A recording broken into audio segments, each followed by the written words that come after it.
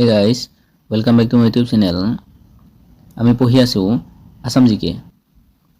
এটো 2 number part. যিসকলে প্ৰথম পাৰ্টটো চোৱা নাই তেওঁলোকে লিংকত গৈ প্ৰথম পাৰ্টটো চাই ল'ব। আজি প্ৰথম প্ৰশ্নটো হৈছে প্ৰথম অসমীয়া বোলছবি কি? প্ৰথম অসমীয়া বোলছবিখন হৈছে জয়মতী। প্ৰথম অসমীয়া বোলছবি জয়মতীৰ পৰিচালক গৰাকীৰ নাম কি? ইয়াৰ উত্তৰটো হৈছে জ্যোতিপ্ৰসাদ আগৰৱালা। জ্যোতিপ্ৰসাদ আগৰৱালা দ্বাৰা পৰিচালিত দ্বিতীয় ছবিখনৰ নাম কি? ইয়াৰ উত্তৰটো হৈছে ইন্দ্ৰমালতী। প্ৰথম অসমীয়া ৰঙীন চলচ্চিত্ৰখনৰ নাম কি? ইয়াৰ উত্তৰটো হৈছে ভাইটি। কোনে প্ৰথমে ৰামায়ণখন অসমীয়ালৈ অনুবাদ কৰিছিল? ইয়াৰ উত্তৰটো হ'ব মাধৱ কন্দলী। ভাৰতৰ আটাইতকৈ পুৰণি সভ্যতাটোৰ নাম কি? ইয়াৰ উত্তৰটো হৈছে সিন্ধু ঘাটি সভ্যতা। ইয়াক ইণ্ডাছ ভেলী চিভিলাইজেশ্যন বুলিও কোৱা হয়। ইয়াৰ পিছৰ প্ৰশ্নটো হৈছে কুতুব মিনাৰ কোনে সাজিছিল? ইয়াৰ উত্তৰটো হ'ব কুতুবুদ্দিন আইবক। ৰাজতৰংগিনীৰ লেখক কোন? ইয়াৰ উত্তৰটো হৈছে কলহন। অসমৰ আটাইতকৈ ওখ দৌলটোৰ নাম কি? ইয়াৰ উত্তৰটো হৈছে শিৱদৌল। আহোমৰ অন্তিম গৰাকী ৰজাৰ নাম কি? ইয়াৰ উত্তৰ হৈছে পুৰন্দৰ সিংহ।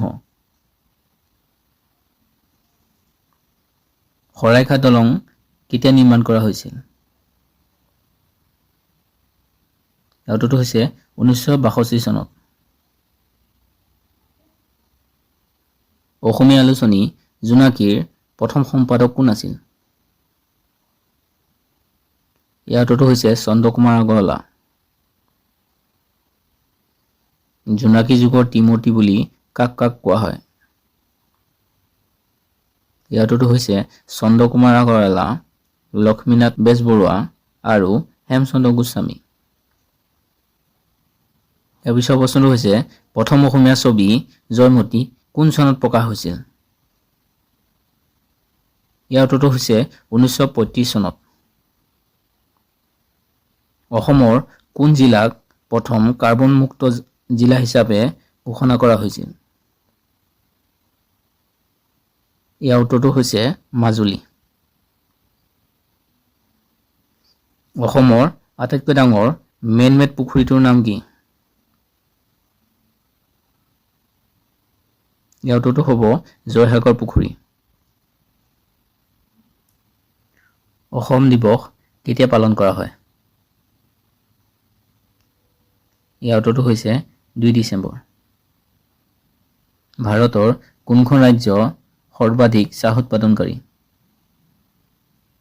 ইয়াৰ উত্তৰটো হৈছে অসম। কোনখন ৰাজ্যক উত্তৰ পূব ভাৰতৰ দুৱাৰমুখ বুলি কোৱা হয়? Gateway of North East. ইয়াৰ উত্তৰটো হৈছে গুৱাহাটী। অসমৰ ঐতিহ্য ক্ষেত্ৰ কেইখনমানৰ নাম লিখা। ইয়াৰ উত্তৰটো হৈছে কাৰেংঘৰ, তলাতল ঘৰ আৰু হাজোৰ পোৱামক্কা। লাচিত দিৱস কেতিয়া পালন কৰা হয়? ইয়াৰ উত্তৰটো হৈছে 24 নৱেম্বৰ। পৃথিৱীৰ আটাইতকৈ গৰম মৰুভূমিখনৰ নাম কি? ইয়াৰ উত্তৰটো হৈছে ছাহাৰা মৰুভূমি। গোসাই কমল আলি কাৰ সময়ত নিৰ্মাণ কৰা হৈছিল? ইয়াৰ উত্তৰটো হৈছে ৰজা নৰনাৰায়ণ। শংকৰদেৱৰ দ্বাৰা ৰচিত আটাইতকৈ সৰু গ্ৰন্থখনৰ নাম কি? ইয়াৰ উত্তৰটো হৈছে গুণমালা। আজি শেষৰ প্ৰশ্নটো হৈছে উজনি অসমৰ কোনখন চহৰক অৰুণাচল প্ৰদেশৰ গেটৱে বুলি কোৱা হয়? ইয়াৰ উত্তৰটো হ'ব ডিব্ৰুগড় চহৰ। যদি ভিডিঅ'টো ভাল পাইছে তেন্তে লাইক কৰিব আৰু চেনেলটো ছাবস্ক্ৰাইব কৰিব।